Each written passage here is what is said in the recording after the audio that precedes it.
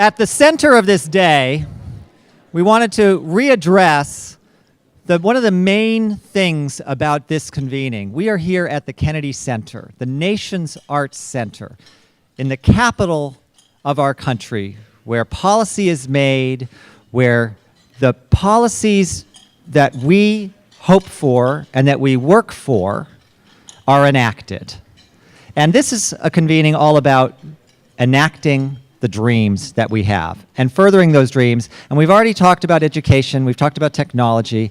We're going to move here in the spirit of the Kennedy Center and of the late President Kennedy to civic life, essentially, how the arts actually intersect. And I can think of no better way to actually get under the hood than that, to have our friend Michael Sandel, Professor Sandel, to lead us in a debate, essentially, about the role of the arts in civic life. And to aid Michael, we have three distinguished panelists, if you will, and I'd like them to join us now, if they would. May I have Kate Levin, please? Kate, the Commissioner of Cultural Affairs for New York City for 12 years, and now head of Bloomberg Philanthropies, work in the arts, doing work in America and indeed around the world. I'd like to have Darren Walker, please, the president of the Ford Foundation. Darren has been doing what Howard Gardner would call good work in the arts, and now in the hugest sector possible, really the whole world, making a difference in terms of how we live our lives and our hopes for how we want our world to evolve. And finally, joining us is Beau Willimon, who is the creator, writer of, yes, you know it, House of Cards, among many other things that he has written both for the stage and the screen. And now I'd like to introduce, joining us here at the Kennedy Center, Michael Sandel.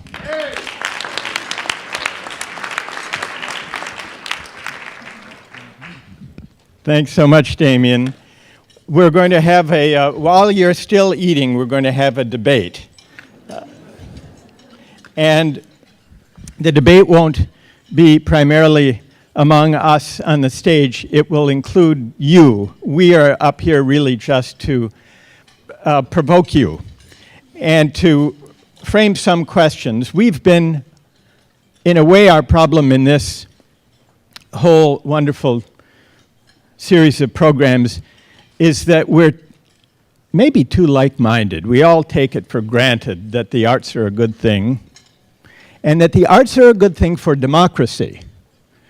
But we can't really defend that idea or be sure we're right about it unless we test it with some hard questions. And so that's what I'd like to invite you to join us in doing over lunch.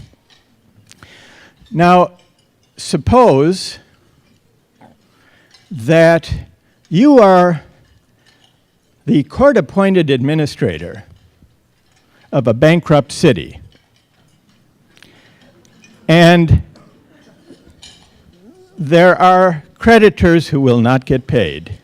Some of them are bondholders, others are pensioners, police, firefighters, teachers, civil servants who've been promised health care and a pension for the rest of their lives. But the city is bankrupt, and it looks like they won't get paid. But then it's brought to your attention that among the assets of this city is a museum, a magnificent art museum. And if you added up the value of all the paintings in that museum, it would be greater. It'd be over $4 billion, greater than what the city owes the pensioners. What would be the right thing to do? Would you require the museum, which is let's assume, a city-owned museum, to sell off its Van Goghs and its Bruegels in order to keep the promise to the police officers, firefighters, and school teachers? How many would say yes? you would sell off the art to keep the promise to the pensioners? Raise your hand if you would say yes. And how many would not? How many would say no? The majority say no. Now, there's a challenge. Well, let's hear from those first in the minority. Those who would sell off the Picassos to pay the teachers' pensions and health care. Why would you do it? Who will get our discussion started? Yes. Wait, stand up, tell us your name. This was someone who performed one of those remarkable poems, who gave us a poem earlier today. Tell us your name and then what you think. My name is Tasha Williams. I'm part of the Split This Rock and the DCU Slam team. Right. I'll say I would sell the art because the teachers, police officers, and firefighters out here every day risking their lives and stuff.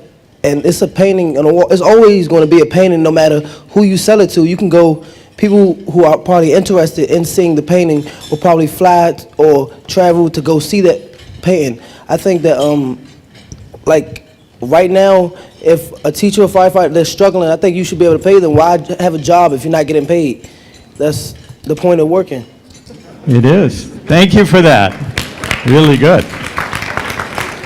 All right, so TJ's made a pretty powerful argument in favor of selling the paintings. Now, let's hear from someone who disagrees. The majority disagrees. Why do you disagree? All right, we have another of our poets. Go ahead.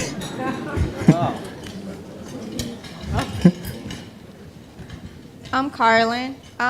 I believe that art is important and that it should be preserved and saved in any way. I do also agree that teachers and firefighters, they do a lot for our communities, but I feel as though there are other sources where we can find them income. We should preserve the arts. But wait. It's a good answer. But you're making it a little bit too easy, aren't you? No. Because you said you'll be able to find that money someplace else. Well, maybe you can, and we'll come to that. But suppose you couldn't, and your only choice were selling the art or paying the police, firefighters, and teachers' pensions. What would you do? You would still sell it? You would still not sell it? I would still not sell it. I don't know. This is a tough question, but Well. ultimately, I don't know. Can't we compromise here?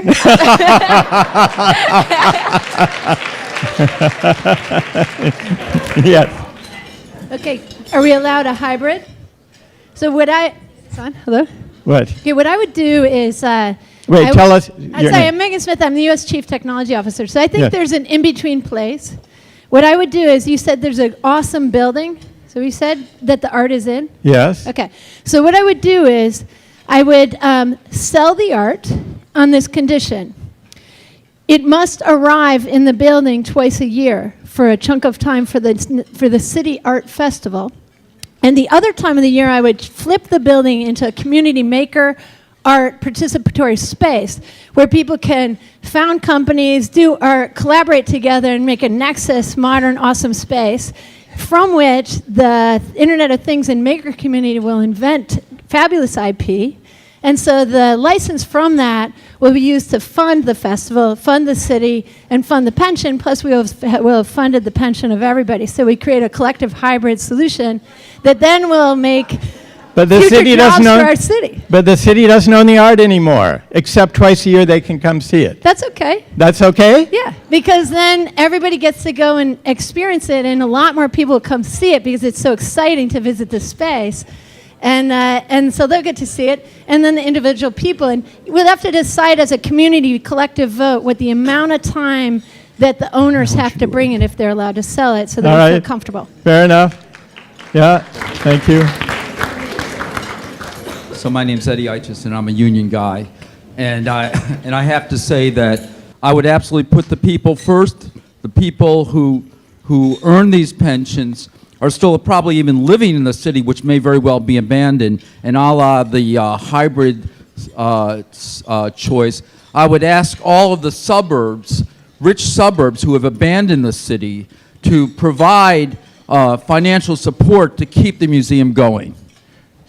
All right, so people are looking for other ways out, other ways to raise money, and of course that would be desirable.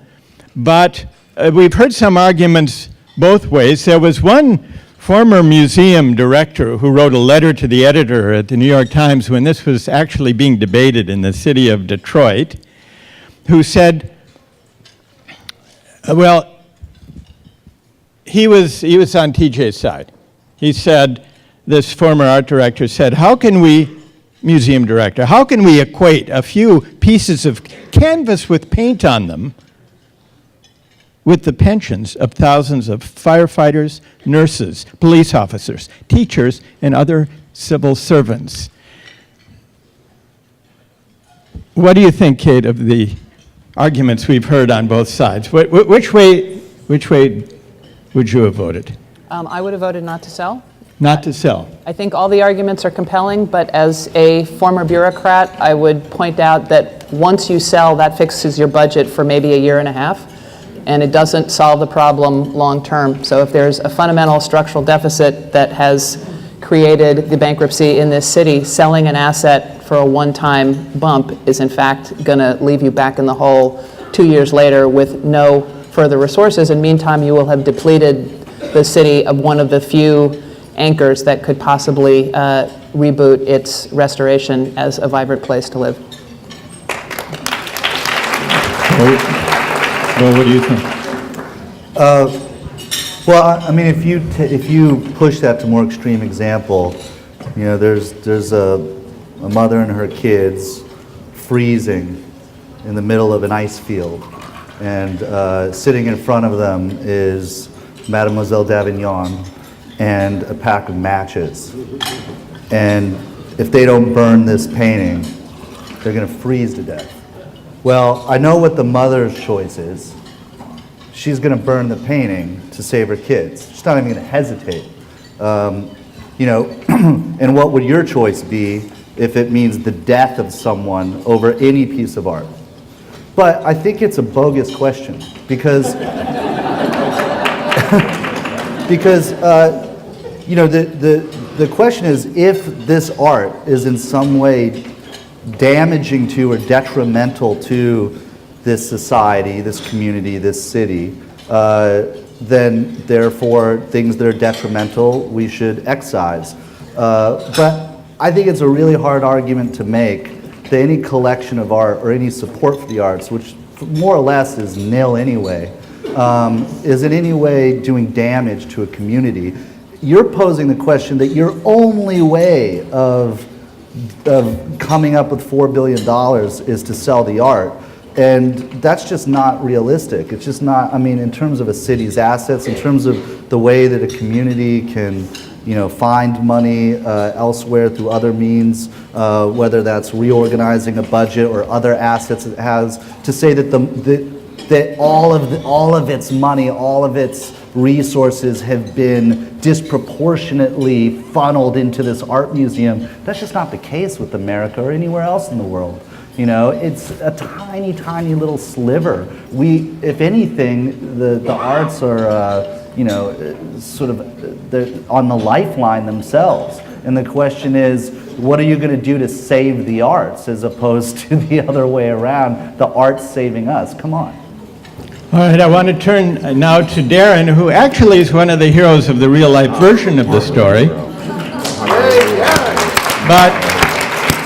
But before coming to the solution that involved raising over $800 million from a combination of foundations, the state, and donors to the Detroit Museum, which is what actually happened.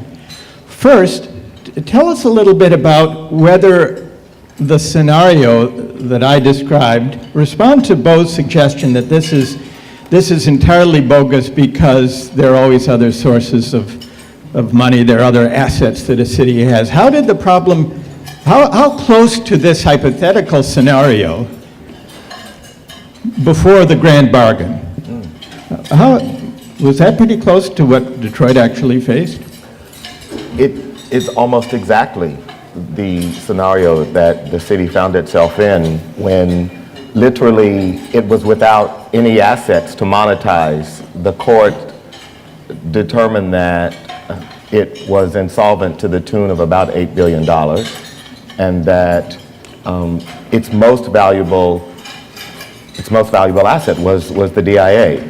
And The museum. the museum. Detroit Institute of Art. And its real estate holdings had dwindled over the years and for the most part had been deemed non-monetizable. The water system was monetized, but that was all. I mean, the equipment and other city property really had been valued at a de minimis level. So to my mind, I think the thing that was often missing, I do believe that the art should not have been sold. I do believe the real heroes in the grand bargain were the union workers, who were the only people to actually take a diminished position by voting themselves less of a retirement benefit, which was a hugely courageous and remarkable thing that the union workers did that. But the thing that was often not mentioned when we talked about the contract with the workers, the retirees, were the contracts with the donors. All of the art in the Detroit Institute of the Arts is donated mostly by private collectors and donors. And rarely was there a conversation that said, well, what about the obligation to those donors who gave the art for the public benefit and because the city of Detroit so desperately relies on the DIA as the anchor of its cultural heritage and its legacy and its future. This is the connection to democracy building. Without having a vibrant civic space where people give for the public good, our democracy is diminished. So Yeah, but see, go ahead, Beau. here's why it's bogus, because, no, here's why it's bogus. That's a real situation, but if a number of financial institutions fail because they've over-leveraged themselves, the federal government spends hundreds of billions of dollars to bail them out. But when there's the potential for an arts institution, that's on the chopping block to fail, there's no mentality of this is too big to fail, Well, the city, in this instance, the city of Detroit went to Congress to ask for help and basically was told, you can fail. Exactly, right. But see, if the feeling is that it's okay for the arts to fail and it's not okay for financial institutions to fail, then I think it's a matter of values. And the art that we inherit is entrusted to us to take care of it until we all die and someone else is taking care of it. And if you say we can fail, it's okay for that to fail, then you're saying we are protecting a society that is supposed to be about free speech, but providing no outlet for that free speech. So what's the point? So when you look at when the priorities are that art is not too big to fail, then you're creating the problem that you presented. But I challenge the value system. All right, now, the foundations came in with the help of the state and other donors with this grand bargain. And so the art was shifted to a nonprofit trust. You'll tell me if I've got this right. And the pensioners, though they did, as Darren points out, accept some reduction in what they had coming to them, they were made much closer to being whole than would have been the case had there been no such bargain. So the pensioners were helped. Now, here's a question, Darren, for you. So, you might look at this scenario. Of course, everyone celebrates it, rightly. But you might look at it and say, those pensioners were lucky that the creditors, including the bondholders, were kind of holding that art museum hostage. Because that's what got foundations to put up huge amounts of money. Suppose there had been no art museum, but a city on the edge of bankruptcy, pensioners about to lose their pensions. Without the art museum there to save as a hostage, would the Ford Foundation have gone in a big way to help bail out the pensioners? Or was it only because it was at the same time a way of protecting the art museum? No, we wouldn't. You wouldn't? No. Does that mean you value the art more than the pensioners? It means that this unique circumstance, which brought the intersection of the work we do around democracy, cities and urban planning, low-income, low-skilled workers and their rights, came together. There are many places where pensions across the country are underfunded, and it is not philanthropy's role to solve that. Certainly not to pay for that. Maybe doing the research, supporting policy to fix it, but it's not philanthropy's role. It is philanthropy's role to support all of the institutions of a democracy and a great city. And in this case, they came together. There are very few places where this is happening today. And this put to anyone on the panel who would like to address it. Does Darren's last answer suggest that foundations are more concerned with protecting, in this case, an art museum, than giving money to help pensions or provide health care for workers, or let's say to alleviate homelessness? Other problems not directly to do with art. Is it right to accord art that kind of priority, do you think, Kate? It's right for government to undertake the responsibilities for which it collects taxes. I can't believe I'm sounding like so much of a Republican, but anyway. I love Republicans too, I'm just saying. That's, the role of government is to fulfill the role of government. The role of the private sector is, wherever possible, to lead, to do experimental things that public tax levy monies should not be used for until they have a demonstrable purpose in working. But here's a counterexample to this, and it picks up on what Beau was saying. In 1977, I believe, there was a catastrophic flood at the Brooklyn Academy of Music. And the question was whether the building was worth reviving, owned by the city of New York. City ended up investing some money to fix it. In 1982, the then artistic director of the Brooklyn Academy of Music, Harvey Lichtenstein, had created a theater company that almost went bankrupt that year. Required a second infusion of public funding to prop it up, or should they sell the building, get rid of it, cut your losses, move on. Again, the city decided to reinvest in that facility.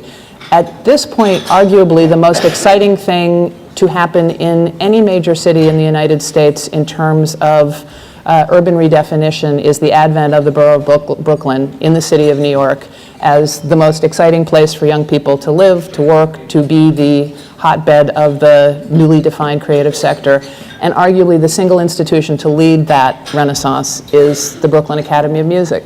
So it's a long-term, short-term thing that you also have to think about. What is the role of government? What's the role of private philanthropy? But also, art is not a short-term asset. It's a long-term play, particularly when it comes to cities. And we often do things for instant gratification that prove tragically wrong for the benefit of society and for all kinds of people in it. And I think, Michael, you are creating this dichotomy that plays right into the critique of the morning conversation, which is museums and particular institutions like BAM or the DIA are intrinsic to the identity of a city. So to say, just chop off its hand, just chop off its arm and sell it and go on about your business, it's impossible to do that and to be whole as a city. And to be whole as a democracy, if we don't have institutions that represent who we are, what we stand for. And our potential, what we can be. Exactly. Yes. Yeah, I mean, I don't know how foundations became the bad guy here because they're not saving, people's pensions. It's the government's responsibility. In an ideal world, foundations wouldn't be necessary because the government would, we would be able to organize ourselves in such a way that we didn't have to sort of look to the private sector for that. But I come from St. Louis, Missouri. St. Louis has a lot of problems. Some of them have been flashed across the headlines over the past several months. Those problems go way back. They have to do with race. They have to do with socioeconomic disparity. They have to do with urban planning. They have to do with a failing industrial economy, and so on and on and on. But we've got a free art museum there, 100% free. Anyone just walk in the doors and walk around this museum. And I used to go there almost every day after school. I was a painter before I got into writing. And one of the great things about the St. Louis Art Museum is people from all over the city go there. They don't have to pay a dime. You're seeing kids from North St. Louis, you're seeing kids from South St. Louis, you're seeing people from the inner city and people from the county. And they're all there. And what does that say? It says here in this museum, you may have a lot more than I do day to day, but that painting is as much mine as it is yours. I can stand there and look at it for as long as I want to, just like you can. Here we are all equal. Here we occupy the same space and we have the same ownership. And that's not only equalizing, but it's something that we can collectively take pride in. And I think it is a physicalization of hope and inspiration and what is possible. And the farther you are away from what seems possible, the more important that sort of hope and inspiration is. What isn't the dream of every city, any person, to be the most evolved, excellent, best versions of ourselves? And isn't the art that we produce and that we revere proof of that, of what we're capable of together? Yeah. All right, the panel has been drawing a connection between art and democracy, which is really what we're here trying to test. Before we conclude, I want to shift from an art museum to the theater. We have Oscar Eustace here, so I want to put a challenge to the democratic civic mission of the theater. Oscar knows about that because he heads the public theater in Central Park. Yeah. One of the greatest philosophers of democracy argued, contrary to what maybe all of us in this room just assume, that theater is bad for democracy. Mm-hmm. This was Jean-Jacques Rousseau. In the mid-18th century, there was a debate about whether to have a theater, create a theater in Geneva. They had them in Paris, but not in Geneva, which was a sober, disciplined, Republican place, small r Republican, concerned with civic virtue. And Rousseau's argument against the theater, Oscar, was that it cultivates bad habits. It enervates civic virtue for two reasons. It panders to passions, cheap passions. It doesn't trade in reason. And it's isolating. It's not truly public. He said, here's a passage from his case against the theater.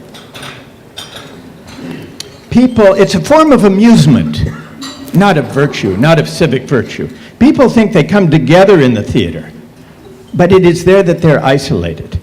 It is there that they go to forget their friends, neighbors, and relations in order to concern themselves with fables, in order to cry for the misfortunes of the dead, or to laugh at the expense of the living. And he said, it's only reason that's good for nothing on the stage. Let no one attribute to the theater the power to change sentiments or morals, which it can only follow and embellish. An author who would brave the general taste would soon find himself writing for himself alone. Molière, who was the greatest playwright of the time, even Molière did not shock the public's taste. He was a slave to it, maybe a creative slave to it. It is said that a good play never fails. Indeed, I believe it is. That's true, because a good play never shocks or challenges the morals or the manners of its time. So he was in favor, so he was not against entertainment, but the civic, democratic entertainment, Rousseau thought, were public festivals where there were not passive spectators in the audience and then actors on the stage. The true civic festival was the only kind of theater appropriate to a democracy, where the spectators were at the same time participants. Let us not adopt these exclusive entertainments, which close up a small number of people in melancholy fashion in a gloomy cavern, that's the theater, and keep them fearful and immobile in silence and inaction. No, democratic peoples, these are not your festivals. It is in the open air, maybe he meant the public theater in Central Park, under the sky that you ought to gather and give yourselves to the sweet sentiment of your happiness. What do you say to that, Oscar? I have been set up, but I've been set up by masters. My mother, who was a Puritan scholar, said to me when I said I wanted to go into the theater that, why would you want to tell lies to strangers in the dark for money?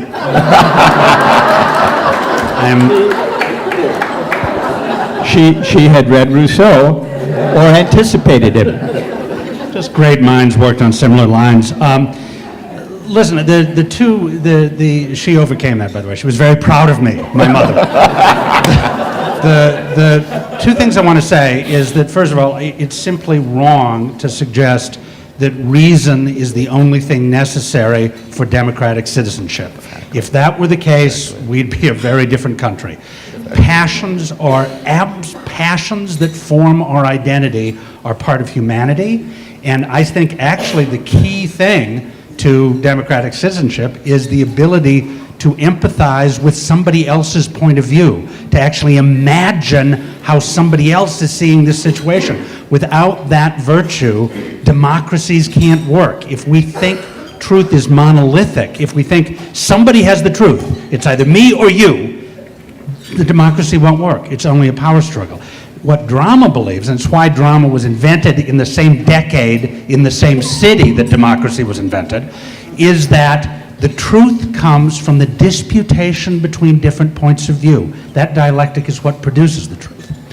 The other point I want to say is he actually was also reading Lear de Besnay's Manifesto for Public Works, because I don't disagree with him. I think actually one of the new program that the genius Lear de Besnay has been founding at the Public, and we've been working for the last few years, precisely is trying to break down the boundaries between spectators and performers, trying to say that it has to be a continuum that we can move on rather than absolute separation if we're going to have a true democratic theater, but that's a longer discourse. Okay, well, we've begun a longer discourse here. Thank you for that, Oscar. What this very brief, no, he hadn't prepared that. he can do it. What this discussion of art and civic life suggests, whether we're talking about the museum, the Detroit Museum, or about the dispute over the theater in Geneva in 1758, is this. We sometimes take for granted, we, those of us who come to convene in gatherings like this, the democratic case for art, the civic case for art. But I think sometimes that leads us not to take with enough seriousness the danger of art. Rousseau, in worrying about the theater, he was censorious. He was worried about the effect of sitting in a theater on the habits and dispositions of citizens.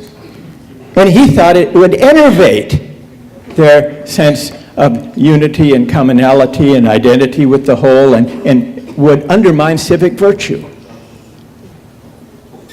Now, one answer would be to say, oh, it's just a play. How could it do all those things? But that answer actually defends art by disempowering it. Oscar didn't do that, maybe because he remembered the words of his mother were echoing in his ears. I think that to make the civic case for art requires that we acknowledge, not deny, its possible effect on character, including civic character, on the way we are, the way we act and think and move in the world. In which case the case for art can't be, as Rousseau thought it must be, only to comfort or to amuse, but to challenge and to provoke and sometimes to inspire. Thanks to the panelists and thanks to all of you. Thank you.